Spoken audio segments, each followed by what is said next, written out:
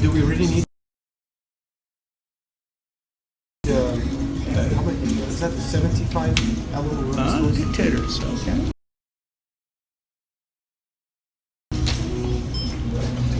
If I buy it, let's see. I have to listen to it. You can listen to it another again.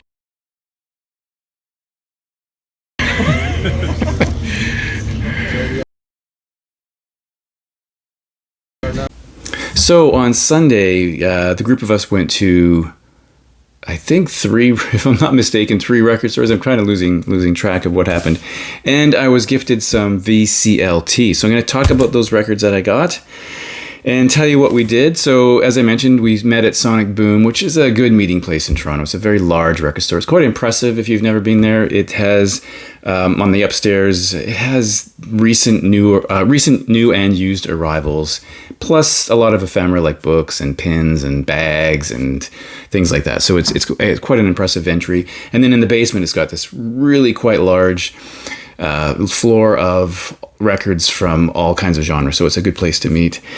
So before we went record shopping, I think it was before, David gave me two records, one of which I knew he was bringing for me because it's a record I mentioned I was interested in finding. And in all the years I've been looking at records, I have never seen a copy of this record anywhere, which is quite surprising. Now, the weird thing is the day after, on Monday, we were in a different record store. And for the first time in my life, I saw a copy of this record in the bin. It was $50, so I wouldn't have paid that much money. But I'm really happy that David brought me this record. And it is the first record from Deacon Blue called Raintown. They're kind of like a pop rock band out of Scotland. This came out in 1987. And I only know part of this record. I had streamed a couple of tracks, but I hadn't heard the whole thing. And I still haven't heard the whole thing. But thank you, David, for bringing this record across the ocean for me. I have their second record, which I got just a little while ago. And this is, I guess, considered to be their better record. So the labels look like that. So I will give that a listen when I have a moment. And then he gave me an interesting record. This is a band I always talk about having never heard before. And so David gave me this almost record from the Manic Street Preachers. This is the debut record from 1992. It is a double album, and he did tell me that one of the records is missing, but it will give me a chance to listen to some of this band and decide if I like them. I keep hearing about them, and I guess I just never encountered them really, and it's funny that I see people talk about this band, and I just don't really know anything about them. So it's one of the labels. So thank you again for that, David. That might send me down the road of Manic Street Preachers love. Who knows? We'll see what happens. Have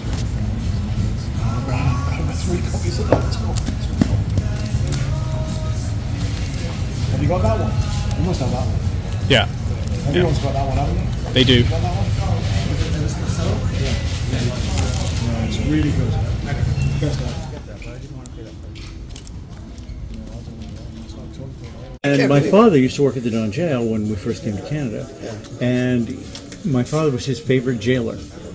Yeah, he liked my father. Yeah, he went under his original name, which is, I can't think of what it is now, but my father was always saying, yeah, there was this musician, I wonder if anything ever happened to him. He used to come up to me all the time, and he was so flamboyant. Yeah, it was Rick James. That was the first Rick James record I got. I mean, it's probably the first everybody got, but that was a great rock record.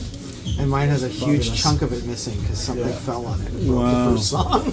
Yeah, I've got a copy of Live at Budokan by Cheap Trick, and this was the day when I used to go to a record shop, and then basically they'd have one copy. So you get the copy, and it's got glue mark right across the edge, so I can't play the first track. And I was just too young and kind of too nervous to take it back. Still got it. Still got it. Still never heard the whole album. Yeah. Then Daryl from the channels Off the Beaten Tracks and My Vinyl Attic gave me a few records. I'm going to tell you what those are. The first is from a guy I mentioned quite recently because one of his songs I put in my ranking of my 200 favorite Canadian songs of all time. It's a guy called B.B. Gabor. This is his second record. And, you know, for as much as I like his first record, I never ever heard his second record, which is Girls of the Future from 1981. So Daryl remembered that and brought this along. And I don't recognize any of the song titles. I'm not sure if they made it to the radio like his first record. I don't really know. This came out, as I said, in 81. here is the inner sleeve. And of course, I mentioned in the previous video that he took his own life after this record, which is a really sad thing. He was born in Hungary, came to Canada, and started his music career here. So a bit of a sad story with this guy. I'm going to show you the label here. It's on the Anthem label out of Toronto. So I will give that a listen. His first record I really, really enjoy, so we'll see how this goes. This was probably not as well reviewed as the first one, but I think it'll be quite interesting. And he gave me a 12-inch single from a band called The Dance Society, which I had a sort of a faint tinge of recollection, and turns out they're like a 80s new wave, possibly goth type of band. This is Say It Again, and I don't know if I've ever heard any of their music though. I streamed a bit of Say It Again. I haven't had a chance to play these yet, and I'm not sure if I remember it or not, but maybe there's another track from them that I know. I should have known them. I should have encountered them. It's 85 in that sort of new wave era for me, so maybe I have heard something. So there's 3 versions of Say It Again: the regular, or I guess a single mix, dub mix, and extended dance mix. Yeah, so that's what the dudes look like. It's on the Arista label, right? So the Dance Society with an S. Okay, and then a band I don't think I'd ever even heard of before. It says RFTW, Ready for the World, which it says on the back. You can tell just by looking at them, this is some sort of band that, I guess the most similar musical comparator would probably be Prince from what I've read.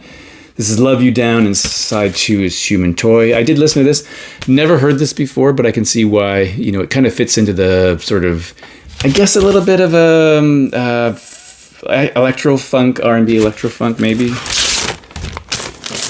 Jason Skills knew exactly who this band was as soon as he saw it, so apparently their big hit was something called Oh Sheila, and I'm not sure I've heard that or not. I should check it out. And then another 12-inch single from someone got them out of order. And this one is from 1998, a band called Flytronics, called Fourth Encounter. Never heard of this band before. I guess some sort of electronic, almost drum and bass kind of thing. So Fourth Encounter has the track listing there. So I guess Contemporary Acoustic Jam, Origin Unknown remix, and then another remix of that. Totally new for me, 1998. Never heard of this band before. So I will give that a listen as well. And then the next one is from someone recently in the VC showed a record by her, but I can't remember who it is. It's Hazel Dean, a British sort of high energy singer from the 80s. This is 84, there she is. Hazel with 2 L's. Whatever I Do, Wherever I Go. So there's 2 mixes of that on here, plus a track called Young Boy in the City. And there's a label on that. And then he gave me a copy of a 12-inch single from a very well-known Canadian artist that I don't have anything by. This is Gino Vanelli. My memory of Gino Vanelli goes way back because I think in the 70s, late 70s, he had a well-known AM radio hit called I Just Want to Stop. And I had always pegged him as some sort of heartthrob, like, a teen kind of heartthrob. But I think his music is more sophisticated than that. And over the years, I have heard some songs from him. He kind of reinvented himself as a sort of new wave, synthy kind of guy with, you might know the tracks Wild Horses, that kind of thing. So this is In the Name of Money, special 12-inch mix. It's still sealed. There are 3 versions of In the Name of Money. There, this is from 1987. Haven't heard this one, but I do know some of his later tracks just from having heard them on the radio. But I don't really know much about him. But I think his music is well regarded and more sophisticated than you might think. You've got to get a copy of this. Have I tried to sell you this album before? It's only a VG. I'm looking for a VG plus. Well, let me inspect it for you. No, you'll never tell. No, I will. I'm good at this. Look at that plastic sleeve. It's a fantastic album.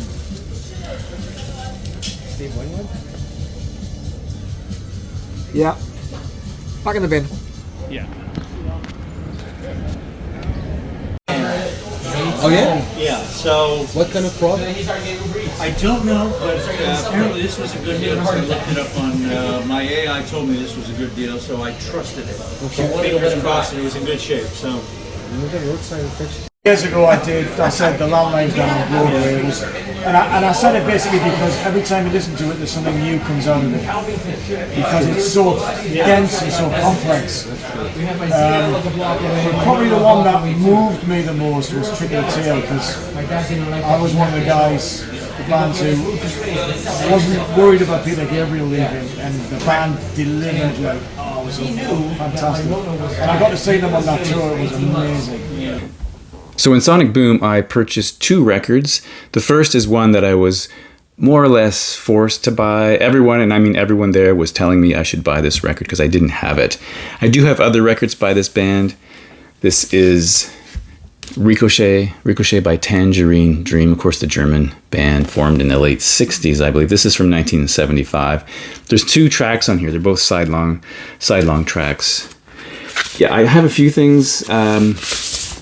I do like them until sort of sometime in the 80s they become a little different, I suppose, but in this era I do like what I've heard. So part 1 on side A, which is 17 minutes, and part 2 on side B, which is 21 minutes, so on these Virgin labels. Right, so I haven't heard it yet, obviously, so I can't really say anything about it, but I am interested in listening to that because I do like some of the early Tangerine Dream. Did I show you the back? I can't remember. I do like some of their stuff, so that's cool. And then I bought a new sealed record, and part of the reason, I bought it for 2 reasons. One is I've always wanted a copy of this record and never was able to find one. And secondly, the price was pretty exceptional. I mean, I remember like 13, 14 years ago when you were looking for new records in Canada, you'd often pay, I think the max you'd pay is $29.99 for a record. And now they are $39.99, $49.99, $54.95, $60, $70. The prices are insane. I saw this one sitting here. I thought this is like a bargain. After looking at through all these high-priced records, the Replacements Tim was there for $29.99. Like, that's pricing of old to me. That is pricing from like 2013, I think. And this is a record I had never owned but quite like. And I realized I'll probably never find an original. I didn't really know this band at the time. So $29.99 for a new pressing I thought was pretty great. It's a pretty bare bones package though. There's no liner notes, there's no download card. But on the other hand, it's a brand new record. So Let It Be from the Replacements, which I think is pretty good. Band out of Minneapolis. This was their 3rd record, I believe. 3rd record originally from '84. So that was quite a good find. And then, I'm trying to remember the sequence of things. We went to another record store called Kops Records. I didn't buy anything in that store for some reason. And then we took everyone took the streetcar except I had my bike. So I cycled over and we met at a store I've talked about many times, my favorite record store in Toronto right now, which is called Rotate This. And I bought 4 records at Rotate This. Firstly, Rotate This has a well-known sale bin at the front of their store, and sometimes you'll find things that are inexplicably marked down. So here's a record that was originally $29.99, marked down to $25, and then finally marked down to $12.99, and I thought, well, this is something I'm going to have to get, right? So here it is. You might recognize it. It's called, it's from the Pixies, called The Night the Zombies Came from 2024. It was brand new and sealed, limited edition, crystal and red smoky vinyl. So you might see on the hype sticker there, and there's the various pricing. So somehow it got marked all the way down to $12.99. So I thought that was really great. I'll just pull it out so you can have a look. I haven't heard this record, which is strange. I am a Pixies fan, but I haven't heard this one. So here we go. It looks more orange here, but it is, if you look at it away, it is a bit, I think red is the right description of it. So that's cool. $12.99 for a brand new Pixies record. And then right behind that in the same bin, again, starting at $29.99, marked down to $25, and finally marked down to $12.99 is this record, which again, you might actually recognize. It's Doggerel from the Pixies from 2022. And this is, again, a record that, I was aware of it when it came out and just never bought it. So I thought, let me pick that up. I'm going to take the shrink wrap off because it's a gatefold. There is a hype sticker, brand new studio album featuring There's a Moon On and Vault of Heaven.